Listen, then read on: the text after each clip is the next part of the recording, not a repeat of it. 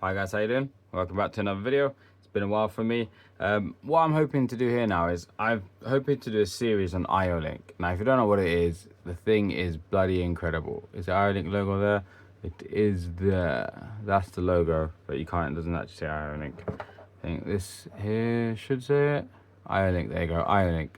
That lovely logo there, Internet of Things, underneath there, IO-Link. So if you don't know what it is, where you been? It's extremely popular nowadays, and when you talk to engineers that work in industrial automation and are very good and experienced, they tend to like poo-poo IO-Link a little bit because it's just kind of like, oh, what's the point? I've got a photoelectric sensor here and who cares if it gives me more data? But I've been using it at work and bloody hell, I think it's amazing, man. And maybe I'm just one of these people that just love tech and want to be on the bleeding edge. But I think they're incredible. So in this video, I'm just going to give you a very quick demo on IO-Link here, and then hopefully in the next coming videos we will go deep into IO-Link, and I can just share with you what I've learned from my work, which is pretty incredible. So let's first I don't even know how to begin here, but there's a Siemens PLC there, right? You know what a Siemens PLC is. Now, why is this IO-Link stuff any different to that? Typically, with a Siemens PLC, or any PLC really, I would wire this sensor in 3 wires into the PLC. So 1 wire to 24 volts, 1 wire to 0 volts, and then 1 wire into the digital input on the PLC. Now, instead here, what you do is you take an M12 cable, which this is actually an M8 here. If I take this one off, this side is M8. Okay, man, when we get there, oh dear, there you go, cool. So that side is M8, there you go, and then the other side of it, on this side here, is M12. So you should be used to M12 connectors, the kind of standard, but the difference, I guess, is that instead of like cutting off, let's say for example, cut that off and then take my 3 wires out and wire it directly to the PLC, now I'm taking M8 to M12 and wiring direct into this IO-Link master. So this is called an IO-Link master. This orange one that I've got is an IFM one. You can get them from pretty much every single brand: Siemens, Festo, Baluf, Turkum, Banner, all of them. Like pretty much every brand nowadays has a IO-Link range. It's extremely popular.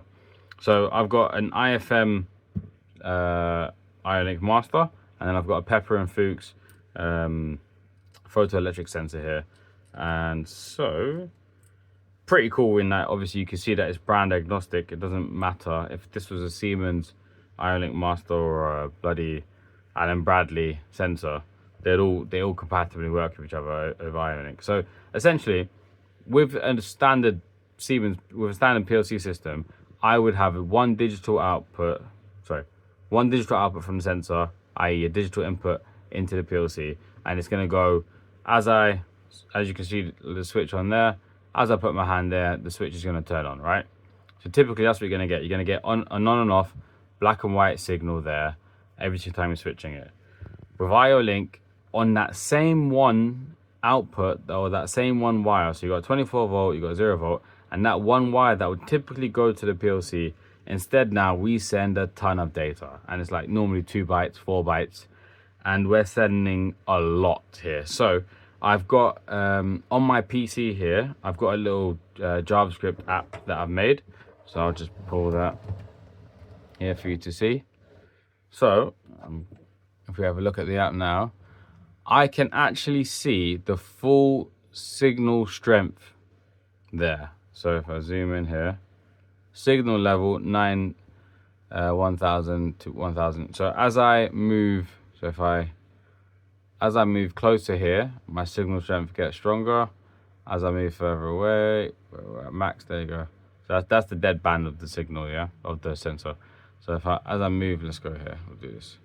As I move further back, the signal strength is getting weaker and weaker. And so I'm literally doing this at work now, where I'm using an inductive sensor, and I need to detect the difference between aluminium and steel. And so I'm literally using the sensor, and I'm like working at like quite a tight tolerance to determine whether something's aluminium or steel, because I can read the full value instead of just a straight output on and off. I can read the full sensor rate strength. So there you go, 1000. Let's see if I can go all the way down to 800, 600, 560. Come on, 400, so 300.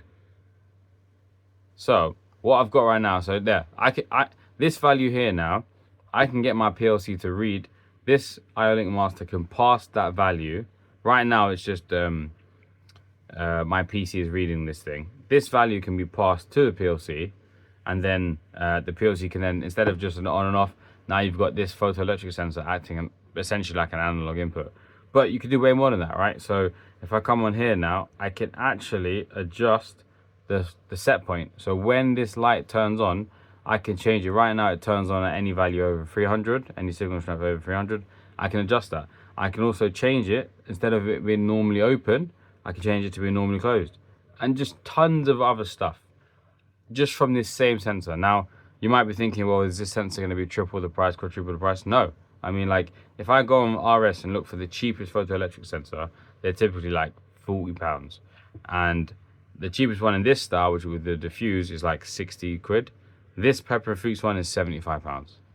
So it's essentially the same price, but you get way more functionality, and it's just so powerful. So I mean, like, this is crazy, right? So if you look here, I have the temperature of the sensor.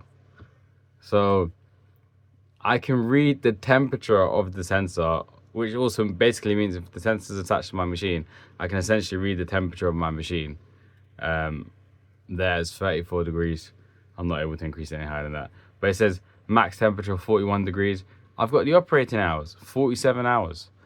So yeah, I mean, IO-Link is incredibly powerful. What I hope to do in the coming videos is to basically walk you through in detail how all of this works. And yeah, hopefully, you know, we can learn some stuff together. You know, I get that people don't want to use IO-Link because they're just happy with what they're currently using, but bloody hell, this thing's powerful. So, you know, another one of the cool things, you can see they're all M12 connectors. So this is my power input. Again, my power is delivered by a M12 connector. So if I show you, okay, man.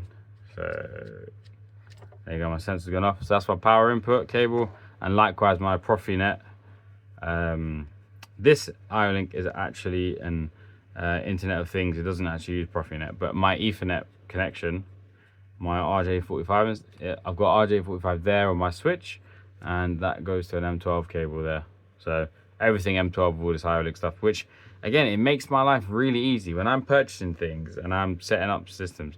Everything's just M12 except for like this sensor, which is M8. But yeah, you get the point. Cool. All right, we'll cover more in the next few videos. And yeah, let's learn together. Hope you enjoyed it. Take care. I'll see you in the next one. Bye bye.